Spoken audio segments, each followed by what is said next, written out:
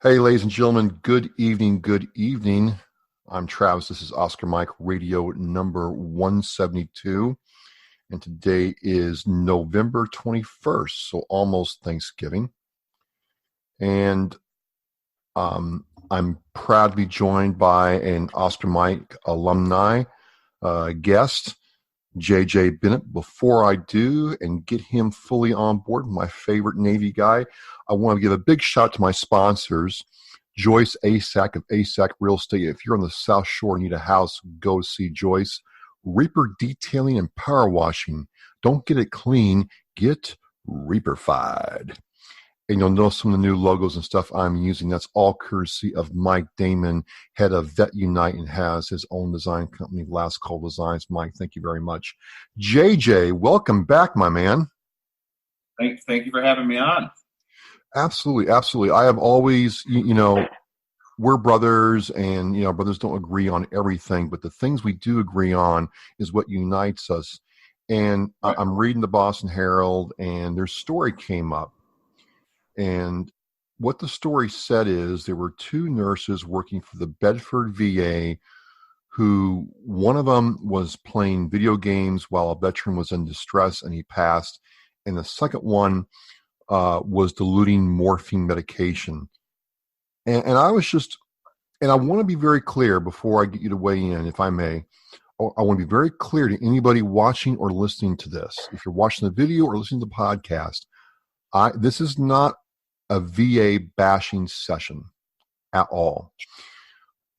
The main crux for me, JJ, is why was the apparent punitive action so light? I have respect for VA healthcare. I have no problem with VA healthcare. So I want to make that clear. We are not bashing the VA. So did I sum that up right, JJ? Just making sure.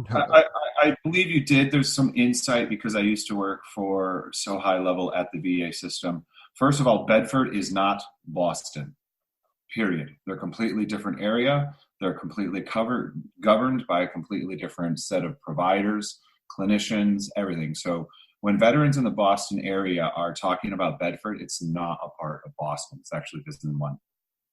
So Boston is just the three major hospitals, Brockton, Jamaica Plains, and West Roxbury, and then the 5 CBOCs, the community-based outreach clinics. Bedford is its own entity in a different division.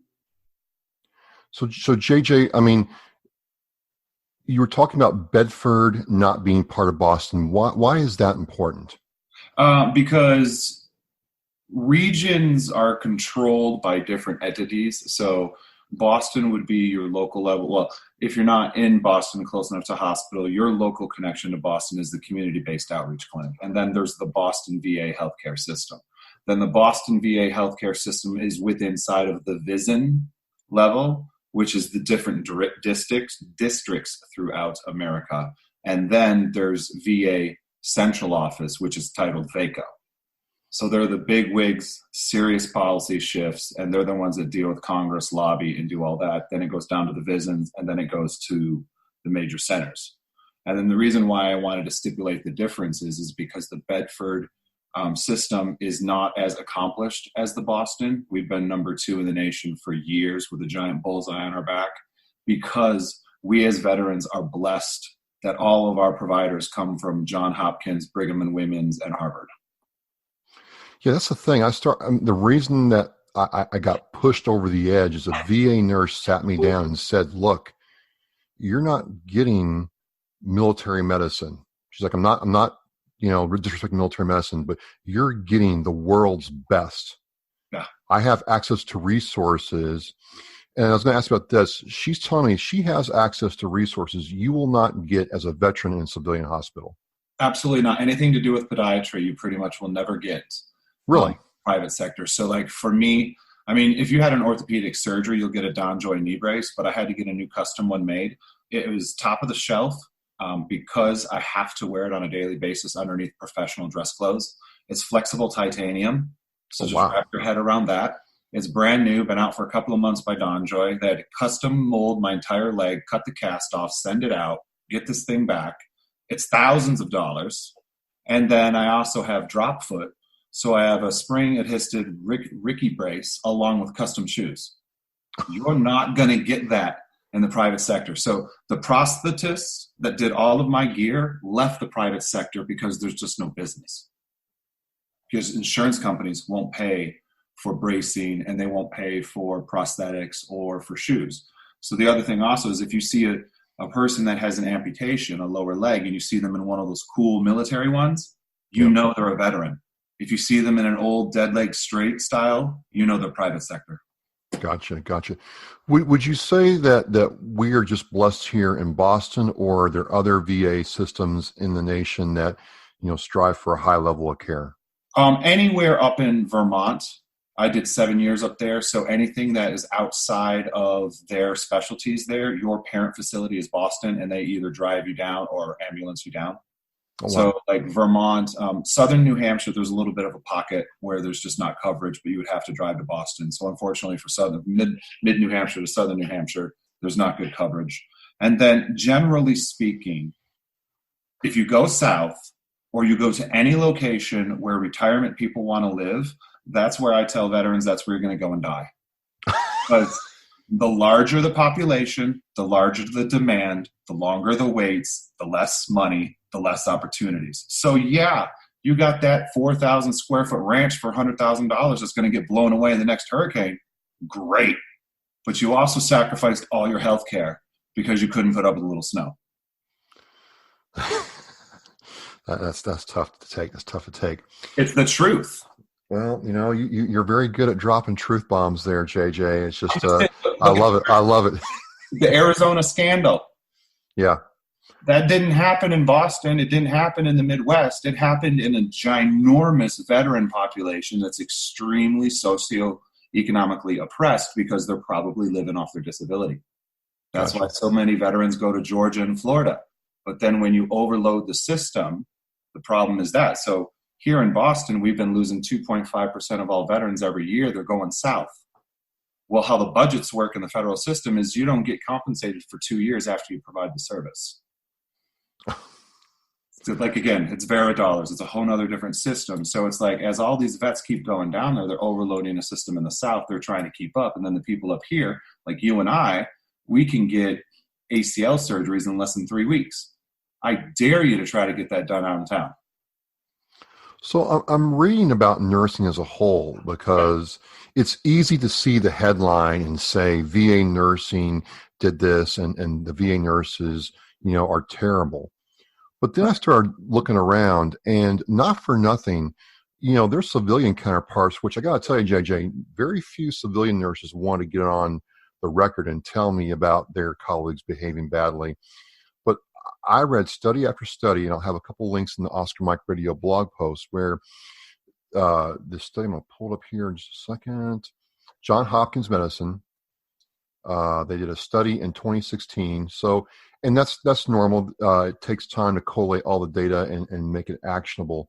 But in 2016, this was released in May 3rd, they suggest that medical malpractice in the civilian sector is the third leading cause of death in the United States. And I mean, I couldn't believe it until I started going through that. So what I'm trying to say is, just because you go to a civilian hospital does not mean that there's not going to be problems there.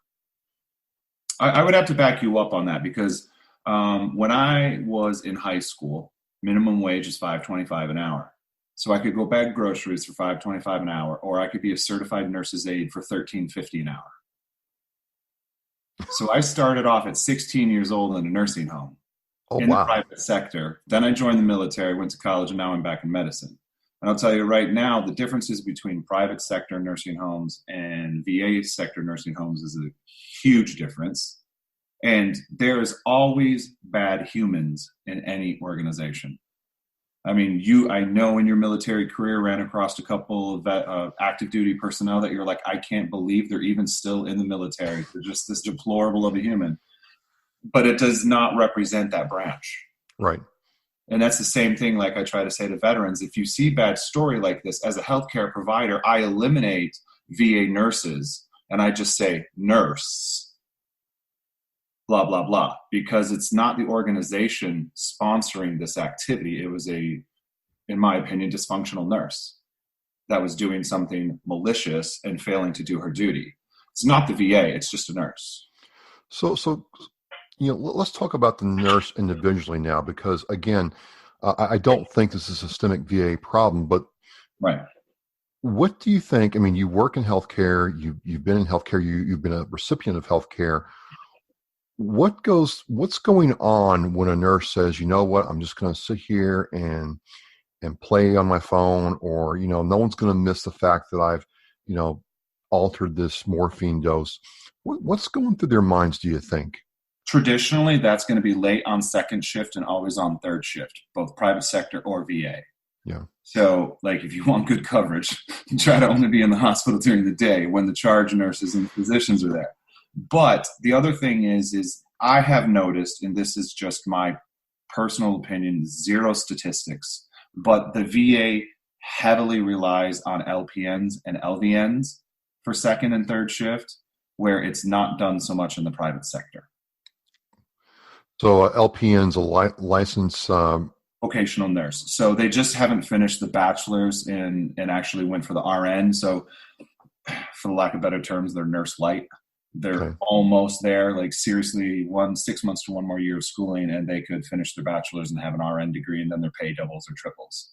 Gotcha. So what you'll find out is a lot of these people are also in nursing school, like any grown adult, and they're like, yeah, I got kids or I got issues. I need to pay my bills. So once they pass the LVN, which is like their 2-year mark, then they can start to actually work. So you would have lower paid nurses or LVNs. LPN does not stand for low paid nurses. That's just an inside hospital joke. But I don't know if they were bachelors of nursing or LPN, because it wasn't really in that article. Right. But what I have found, like at the VA system, is later at night you'll have maybe only 1 or 2 registered nurses, and the rest being LVNs. Where like in the private sector, it might only be 1 or 2 RNs, but then they might only have a couple of aides and not the LVNs. So it's potato, depends upon the situation. Well, one of these nurses was in her 50s. I mean, she was older than us by a lot, and she was the one that was playing video games on her phone while the veteran's in distress. And I come from a family of nursing, and I know that nurses take their I wouldn't say role, for them it's a calling, very seriously. So this leads me to my next thing. I just could not for the life of me understand how you can sit there and dilute morphine, which I thought was a felony. I don't know if I'm right or wrong. It is a felony. Okay. It did violate the prescription the physician ordered, because nurses do not have the liberty to change prescriptions. They have a liberty to do what they're told by the physician. And if they question it because they believe it's a violation or they catch an error, then they mention and bring it up. But to dilute a prescribed medication by a physician is straight up malfeasance. Okay. And then the second one was, you have a gentleman dying and she's on her phone, and they in my mind, and I haven't gotten anybody else to weigh in on this, they go off with a slap on the wrist. Basically house arrest and probation. They're no jail time served, and they get to keep their licenses. And that's where I'm really kind of upset right now. I don't, and I'm not blaming the VA, but I don't understand why the judge came to that decision, or what could have affected that. I know that there's a lot of factors that would play into it. First of all, with any death, especially if it's suspicious, there's going to be an RCA or a root cause analysis. That's what us quality improvement consultant weenies do, and that's what I do. It's in tandem with patient safety. It's in tandem with the upper echelon of the hospital. Now, with that said, there is a very retaliatory environment inside the VA. And then there's also a very protective environment inside the VA. And you know which one you hope you're on as an employee. So I do not believe that this is the first time this nurse has ever been written up for playing video games or violating her duties at night. I believe this is a systemic cultural issue because of the laws passed in 1952 where employees can't be fired. And I believe this is a systemic issue with the nursing unions at the VA. So explain the law from 1952. What So is that? in the early 50s, a lot of laws had to come about because we had all of these, World War II patriots coming home. And then they turned around and they started to pass, the GI Bill. They started to bring around the VAs. They started to see that there was a need for medical care. And like any government agency, they decided to regulate the hell out of it to try to protect the funds. But in the meantime, policies that you passed in 1952 don't apply today. In other words, we do not get a minimum wage job, 2 years later buy a house, 4 years later buy a brand new car, then turn around and have kids on minimum wage. It's not 1954 anymore. This just does not happen. But the laws and the amount of time that people can work per day and the restrictiveness of those laws go against modern day society demands. And one case in point for that is can you get an appointment past 4:00? No. Because the physicians are not allowed to work more than an 8-hour day. Which would be a good thing, right? You don't want to. There's not a physician out there who would like that. They'd rather work 4 10s. What? My primary care physician and every one of the guys that he teaches, they would all prefer a 4 10-hour day. And have a 3-day weekend. Have a 3-day weekend so they can actually, because they need 1 day to decompress, 1 day to take care of personal stuff, and 1 day for family. Gotcha. So all the physicians would love that rather than a 5-day work week. But the only way to change that is veterans, those surveys they send you after your appointments that you never fill out?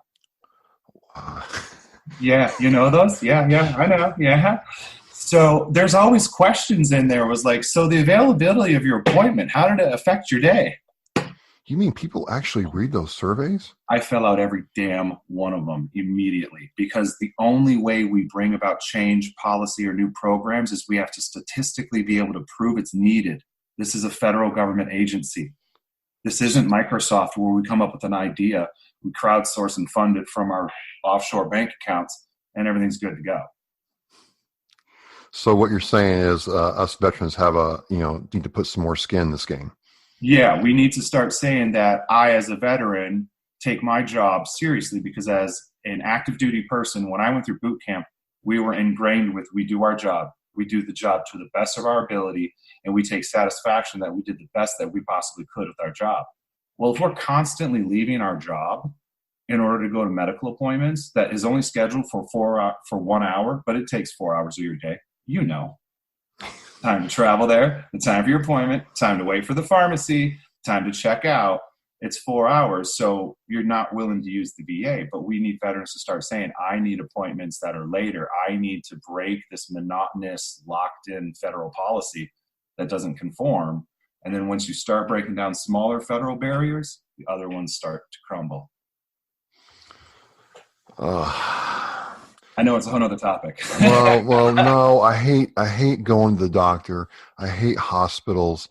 And so I'm trying to get excited about this. Like I said, a couple of my friends, including yourself, have been on me for a while about this. So I'm doing these. But, one of the things that really changed my mind about VA care was I got to actually talk to about like 10 VA nurses about their experiences. And she had some other colleagues, peers from Mass General. And the Mass General nurses are like, I can't do this, this, and this for you. And like you said, MRIs, other kinds of care that I can't provide. Well, I can.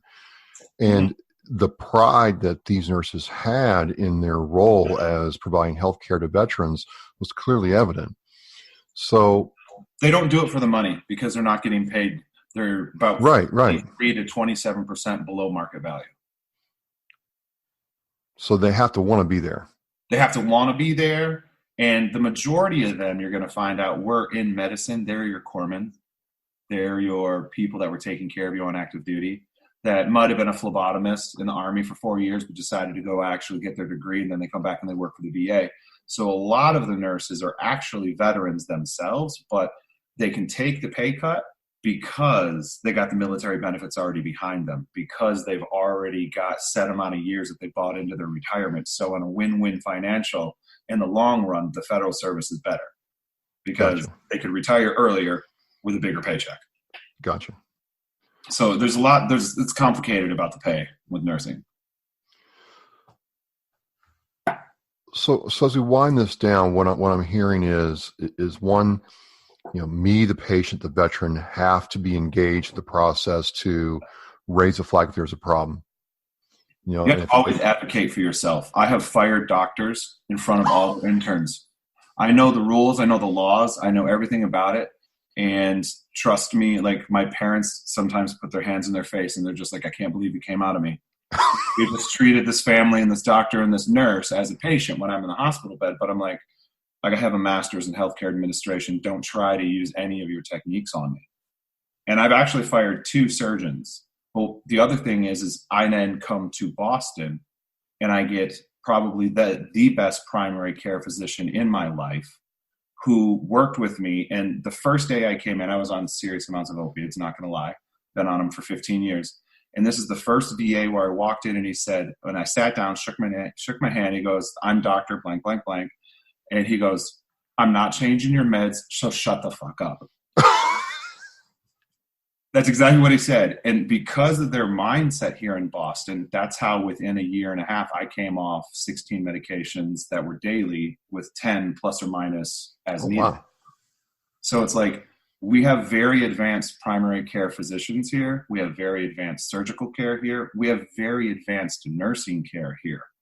But ultimately, we cannot control that 1 or 2 people who are just not meant to be in that profession anymore. Well, so I think what I'm hearing, though, is if veterans get together and there's a bad experience, don't just throw away the survey form. Don't. Yeah, please do not. Fill the survey form out. Yes. You don't know anything about medicine, get a nurse or get somebody to look at it for you. Tell your VSO. Maybe, I don't know. I mean, it can't hurt. My advice that I would tell any veteran, you can ask any of my personal friends, but the patient advocate is your friend. But you have to come into this with the mindset of, if you were wrong, they're going to educate you as to why. Okay. And with a lot of veterans, that's not going to go over well. No. This is the way I want it. This is well, no, because federal law states this and we really don't care your opinion on this. Like, they try to educate you, but then finally they're just going to be like, leave my office. But I'll tell you right now, if you treat them with as much respect as they treat you, they are hired by the hospital, but they don't really care about the hospital. They care about the patient and making sure that you're getting what you need within the right time frame. So you could go through your VSOs if that's who you're comfortable with. But I have found that when you go down and knock on that door of that patient advocate right after that medical appointment, shit happens quickly. Nice. Documented, it's recorded, and they have to follow up. So the power is really in our hands, and yes. if you have concerns about that, there are people out there to help you. It's yes. Good care, and we just got to be diligent. So before we end this, I want to give you a couple minutes or 10 to talk about your event tomorrow night. If you want to tell people about the Let's Buddy Up. I'm not the promoter of it. Rocco is. I've been going, I think, since the second one or maybe even the first one. Okay. When it was over at the VFW, and now we're down in I think it's down at the I can't remember the I would have to look that one up, but I just know it's in my phone. But it's basically a simple gathering where we get together. It's a low pressure. There's not like singing of hands and holding kumbaya, and you're not telling your life story. What it is free food and great conversation with maybe about 5 minutes or 10 minutes where people go around the room and say, hey, these are the events that are happening this month. Oh, that's awesome. Here's what we're doing. You guys pick what you want. Come and go as you need. The food's sponsored or else it's provided. Like I've provided a meal once when we didn't have sponsorship. So it's like, it's sort of creating a sense of community and camaraderie with fellow veterans, both men and women. And we're sort of like, in my own personal life, most of those guys that I initially met are now sort of my inner circle of friends. So it's like my monthly check-in with them. Yes. You're able to discuss things. And then, I don't know anybody who doesn't want to get together and have free food and just great conversation. We're veterans. I mean, it's free food and great conversations. well, one thing I'm saying, and folks, JJ was on for number 76, so it's been a little while, but in my time I'm starting to tell veterans and people, when you tell me that there's nothing to do, there's nowhere to go, I'm saying that's simply not true anymore. Maybe that was true 10 years ago. It was true Right. when I got out. But if you put a little effort, not a lot, just a wee bit of effort, you can be somewhere every night of the week in this area of the country. You're blessed. I will reach out to the outreach coordinator in Jamaica Plains, Dave Henke. He produces a monthly newsletter that has almost every veteran's social gathering in a report.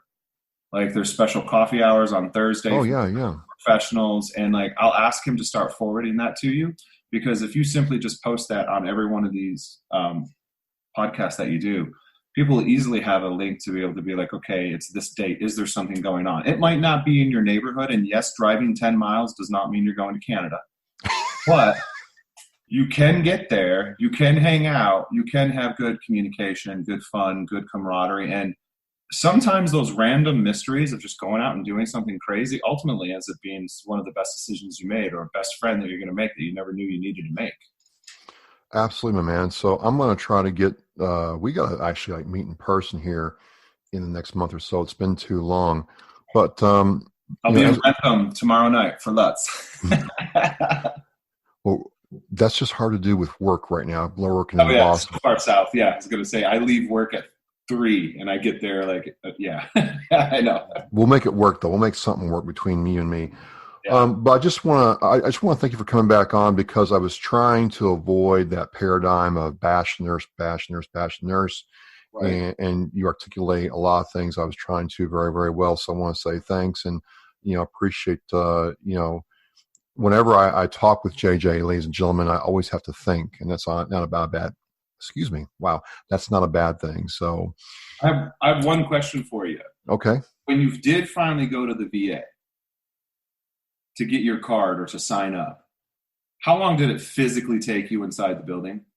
So I have to be completely honest. First of all, I did not go in the building.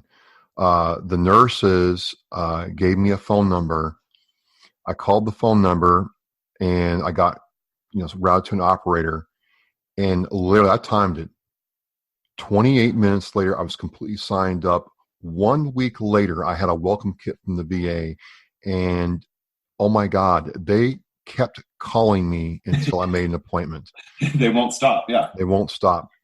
So It was fantastic. It was easy. There was no excuses.